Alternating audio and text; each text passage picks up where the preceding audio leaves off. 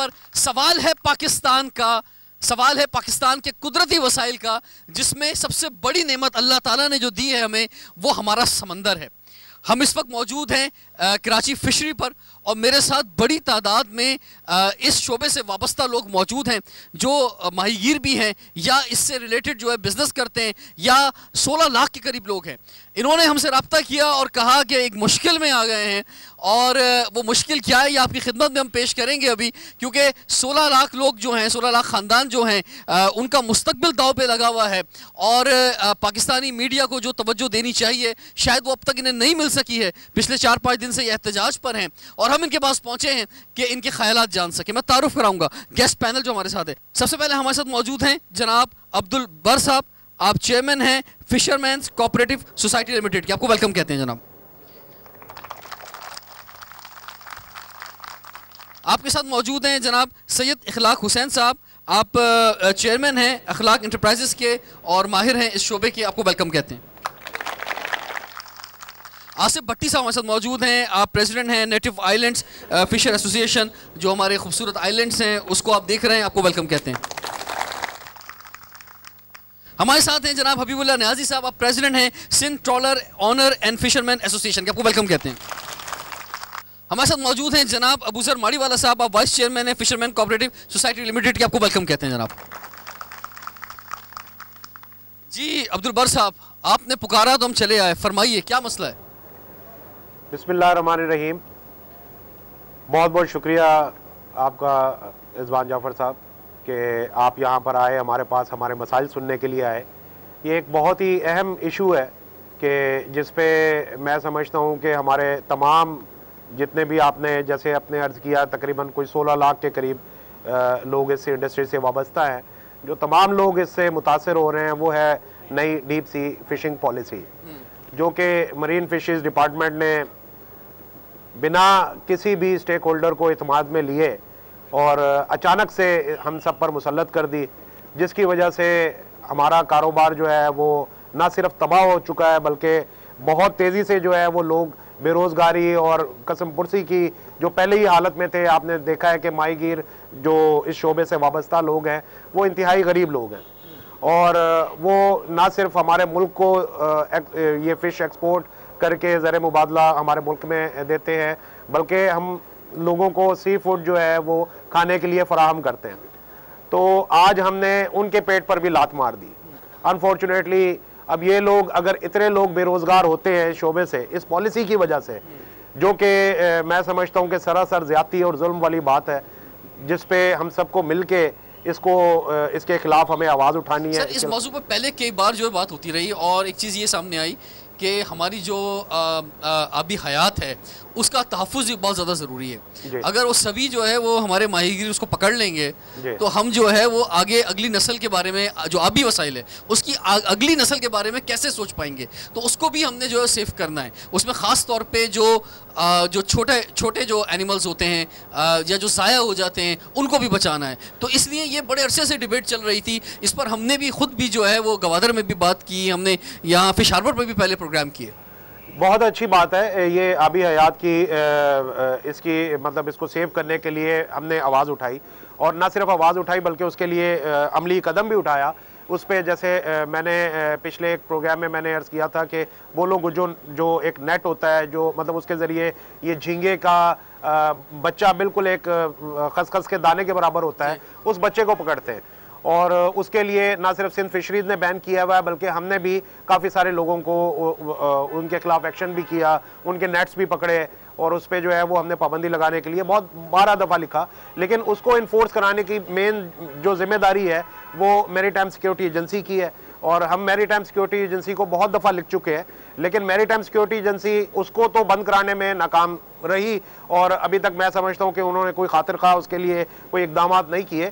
लेकिन आज जब ये नई डीप सी फिशिंग पॉलिसी बनी तो उसके ऊपर जो है वो हमारे माहीगीरों को गिरफ्तार करने के लिए जो है वो तमाम इदारे एक्टिव हो गए। मैं समझता हूँ ये सरसर जुल्म है। अगर आपने मतलब इसको ये थोड़ा सा हम बताते हैं अपने व्यूवर्स को कि डीप सी जो पॉलिसी है ये पिछली गवर्नमेंट में यानी शाहिद खाकान अब्बासी साहब के दौर में जो है बनी, और ये इम्प्लीमेंट जो है अभी पीटीआई के दौरे हुकूमत में हो रही है, और ये जो फेडरल के अंदर ये मिनिस्ट्री आती है, तो आप ये समझते हैं कि जो पाकिस्तान तहरीक इंसाफ है, इसे कुछ थोड़ा सोचना चाहिए था इसको इन्फोर्स करने से पहले कि अगर कोई पॉलिसी बनी इसको चेक किया जाता है सही है या नहीं है। रिजवान साहब बड़ी अच्छी बात है, लेकिन ये असल में हमारे जो मोस्टली माहीगीर जो हैं वो उनका ताल्लुक पाकिस्तान पीपल्स पार्टी से है। 90% लोग जो है माहीगीरी शोबे से वो पाकिस्तान पीपल्स पार्टी से ताल्लुक रखते हैं। ये इनके ख़ानदान हैं और ज़्यादातर ये गरीब होते हैं मछेरे, इससे वाबस्ता जो लोग हैं वो रोज़ाना की बुनियाद पे कमाते हैं, तो इस पर कोई सियासत नहीं होनी चाहिए, ये इंसानी मसला है, तो इस तरफ तो सोचना ही नहीं चाहिए। अखलाक साहब, मैं आपकी तरफ आता हूँ, ये फरमाएँ कि हमने ये देखा कि अगर हम पिछले 3-4 साल से मवाजना करें तो इस एक साल में जो टर्नओवर है बहुत अच्छा रहा है, और एक्सपोर्ट के मामले में जहां हमारे शोबे के अंदर डाउन हुए हैं वहां फिशरी के अंदर हम आगे बढ़े। कुछ फिगर्स पेश करना चाहेंगे? जी, रावल सबको सलाम अर्ज़ करता हूं।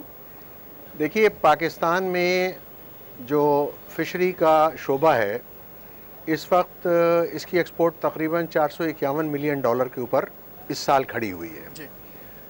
अगर आप आज से 8-10 साल पहले देखें तो ये 150 मिलियन के ऊपर स्टेगनेंट थी कई साल तक। उसके बाद पिछले 3-4 साल से इसमें खातिर खा इजाफा होना शुरू हुआ, और उसकी वजूहात ये हैं कि कुछ ये सेक्टर आहिस्ता आहिस्ता ऑर्गेनाइज होने लगा था, और ऑर्गेनाइज होके अगर इसको सही तरीके से इमदाद दी जाती है। ऑर्गेनाइज के साथ साथ एक्सपोर्टर बड़े आ गए इसके अंदर, फैक्ट्रीज बड़ी बन गई, सेविंग अपॉर्चुनिटी ज़्यादा आ गई प्रोडक्ट की। नहीं, ये मैं नहीं समझता कि ये वजूहात हैं। एक्सपोर्टर तो पहले से कम ही हुए होंगे, लेकिन फैक्ट्रियां भी उन लोगों ने बनाई है जो पहले किसी के पास किराएदार थे, वो एक्सपोर्ट पहले से भी कर रहे थे, उन्होंने अब कमा के अपनी फैक्ट्रियां बना ली हैं, तो इस तरह से फैक्ट्रियां बढ़ी हैं। लेकिन एक्सपोर्ट जो देखिए, सबसे बड़ी बात यह है कि हमारे पास जो माहीगीर हैं वो 1947 से पूरे पाकिस्तान के समंदर में हर जगह जाया करते थे, और उनके ऊपर किसी किस्म की कदगन नहीं थी। ठीक है, ये बात मैं मानता हूँ कि कुछ मछली पकड़ने के तरीक़ाकार ऐसे हैं जो हमारे आबी वसाइल के ऊपर इंजूरियस हैं, यानी उनको नुकसान पहुँचाते हैं। देखिए, उन जो गैर कानूनी तौर पर जालों से पकड़ने का मसला है वो क्रीक तक महदूद है, उसका समंदर से कोई ताल्लुक नहीं। क्योंकि आज हम बात कर रहे हैं डीप सी फिशिंग पॉलिसी की, तो आप ये देखें कि इसका नाम जो है डीप सी फिशिंग पॉलिसी दिया गया है, ये फिशिंग पॉलिसी नहीं दी गई है। और अगर आप इसकी तारीख में जाएं तो आपको पता लगेगा कि ये डीप सी फिशिंग पॉलिसी सिर्फ बनाई गई थी डीप सी में उन फॉरेन ट्रॉलर्स को या फॉरेन बोट्स को लाइसेंसिंग देने के लिए जो अपने यहाँ के समंदरों को ख़त्म कर चुके थे, और अब वो पाकिस्तान के समंदर में आने के साथ यहाँ के वसाइल के ऊपर अपना कब्जा करना चाहते थे, इनको इस्तेमाल में लाना चाहते थे। तो हमारी फेडरल गवर्नमेंट ने, जो पहले मिनफाल कहलाती थी, आज ministry of foreign affairs maritime affairs कहलाती है, इन्होंने हमेशा एक तरीक़ाकार अपनाया कि एक लाइसेंसेस देने के लिए इन बाहर के ट्रॉलर को ये एक नई डीप सी फिशिंग पॉलिसी को लाते रहे। 1982 में लाए, 2002 में लाए, 2004 में लाए, 2007 में लाए, और 2009 तक लाए। 2009-8 में मुशर्रफ साहब के दौर में इस चीज़ को देखते हुए कि ये जो बाहर वाले आते हैं ये पाकिस्तान के लिए इंतहाई नुकसानदेह हैं और इन्होंने हमारे समंदरों को खाली कर दिया है, तो माहीगीरों की आवाज़ के ऊपर मुशर्रफ साहब ने उस ज़माने में इस पर मॉरेटोरियम लगा दिया और कहा कि इस पॉलिसी को अब हम नहीं चलाएंगे। लेकिन उसके बाद आने वाली हुकूमतों में भी जो लोग लाइसेंसेस लेना चाहते थे, उन्होंने लोगों के साथ, जो अफसरान बाला थे या वज़ीर वज़रा थे, उनके साथ मिल के इस पॉलिसी को कई दफ़ा नाफिज करने की कोशिश की। और इसी तरह से ये कुछ वेसल्स जो कि कोरंगी चश्मा गोट के अंदर खड़े हुए हैं 2-3 साल से आके, वो पीछे लगे हुए थे। तो उन्होंने किसी तरह से शाहिद खाकान अब्बासी की हुकूमत में, और जो वज़ीर साहब थे हमारे बिजिंजो साहब, उनको आप समझ लें कि काबू में ले आए। हाँ, बिल्कुल सही लफ्ज़ कहा आपने, काबू में ला के, और ये पॉलिसी उन्होंने फाइनल करा दी। ब्रेक के बाद कंटिन्यू करते हैं।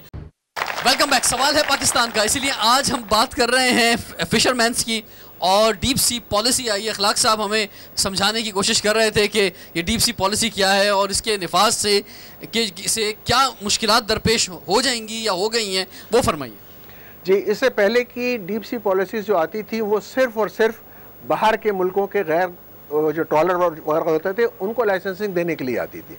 लेकिन इस दफ़ा इन्होंने इस पॉलिसी के अंदर मुकामी माहीगीर जो हैं उनको अटैक किया है और इस तरह से अटैक किया है कि हमारे पास सबसे ज़्यादा जो मार्केट में मछली आती है जिससे सारी फैक्ट्रियाँ चलती हैं, तकरीबन 70 से 75% जो हमारा रॉ मटेरियल है वो हमारी ट्रॉलर्स पकड़ती हैं। ठीक है।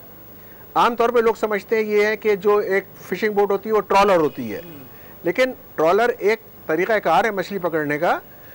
तो वो जो ट्रॉलर्स है वो तकरीबन 75% कंट्रीब्यूट करता है हमारे लाइव उसको रॉ मटेरियल को। इन्होंने हमारे पास 20 साल से ऑलरेडी एक मसला था बलूचिस्तान में कि बलूचिस्तान ने हमारे वेसल्स को ट्रॉलिंग 12 मील के अंदर बैन की हुई थी, की हुई है। और 12 मील के बाहर जो बलूचिस्तान का समंदर है वो इतना गहरा है कि वो ट्रॉलेबल नहीं है, वहाँ ट्रॉलिंग से मछली नहीं पकड़ी जा सकती। और एक चीज़ और जो समझने की है वो ये कि झींगा जो कि हमारी प्राइस स्पेशी है उसको पकड़ने के लिए कमर्शियल क्वांटिटी के अंदर सिर्फ और सिर्फ ट्रॉलर कर सकती है उसको। तो उसके ऊपर बलूचिस्तान ने 20 साल पहले जो उनका लिमिट 3 माइल की हुआ करती थी उसको बढ़ा के 12 माइल कर दिया। मगर ये था कि इस पिछले 20 साल में भी हमारी वेसल्स जा रही थी वहाँ पे और किसी ना किसी तरीके से कोई ना कोई रास्ता बना के वो वहाँ पे माल पकड़ के लाती थी जिससे हमारी इंडस्ट्री चल रही थी। लेकिन अब ये जो डीप सी फिशिंग पॉलिसी अप्रैल 2018 में नाफिज कर दी है उसके ऊपर MSA ने सख्ती से अमल दरामद कराना शुरू कर दिया। ठीक है सर, मैं आपकी तरफ वापस आऊँगा। हमारे साथ हबीबुल्लाह न्याजी साहब मौजूद हैं और आप Sindh trawler owner and fisherman association के प्रेसिडेंट हैं। हबीब साहब, कोई और ट्रॉलर का रिप्लेसमेंट हो सकता है या कोई रिप्लेसमेंट नहीं है, आप ट्रॉलर ही से चाहते हैं कि आप फिशिंग करें? हमारा जो एक्सपोर्ट का सारा दारोमदार है, हमारे इस इंडस्ट्री का जो दारोमदार है वो सारा ट्रॉलिंग पे तकरीबन 80% है। 20% जो मछली पकड़ी जाती है वो गिल नेट उसके ज़रिए पकड़ी जाती है और कुंडी के ज़रिए से पकड़ी जाती है। ज़्यादा एक्सपोर्ट का जो हमारे पास आइटम है वो ट्रॉलिंग के ज़रिए से आता है, जिसमें झींगा है, जिसमें रिबन फिश है जिसको यहाँ मकामी लोग चिन कहते हैं, कटल फिश है। जो ये तीनों आइटम ऐसे हैं कि यूरोप और चाइना एक्सपोर्ट होते हैं, इसी से हमारा इदारा चलता है। और अगर इस पर पाबंदी लगा दी और ये एक तरीक़ाकार है शिकार का, जैसा इखलाक साहब ने बताया कि ये फिशिंग का एक तरीका है। हाँ, जहाँ पर नस्ल कुशी हो रही है वहाँ पर कोई अमल दरामद नहीं हो रहा है, वो क्रीक्स में हो रहा है। वो तकरीबन ऐसा है कि 80% मछली और झींगे की नस्ल कुशी वहाँ हो रही है। क्रीक्स हमारे यहाँ 17 बड़े क्रीक्स हैं, हर क्रीक्स में रूट्स बने हुए हैं, तकरीबन सैकड़ों रूट्स हैं। वहाँ पर हर रूट पे जो है वो एक जाल लगाते हैं, बूला जिसको कहते हैं, उसमें चावल के साइज़ का झींगा। आप अंदाज़ा लगाएं कि वो एक जब उसको ये लोग ड्राई करते हैं, खुश्क करते हैं, पकड़ने के बाद सुखा कर बेचते हैं, वो हज़ारों लाखों दाने 1 किलो में आते हैं, जो 1 किलो की कीमत 60-70 रुपये है। अगर उसको बड़ा होने दिया जाए तो वो 15 से 20 दाने वो 800 रुपये 700 रुपये पर किलो चलते हैं। तो ये हमारा बहुत बड़ा नुकसान है, इस पर हमारी इंडस्ट्री का दारोमदार है। ये हमारा जो ट्रॉलिंग का तरीका है ये पिछले 60 साल से है। जब जापान ने यहाँ पर ये ट्रॉलिंग मुतारफ़ कराया, इसके ज़रिए से हमारा एक्सपोर्ट बढ़ा। इस वक्त हमारा एक्सपोर्ट 60 से 70 अरब रुपए का एक्सपोर्ट है हमारे।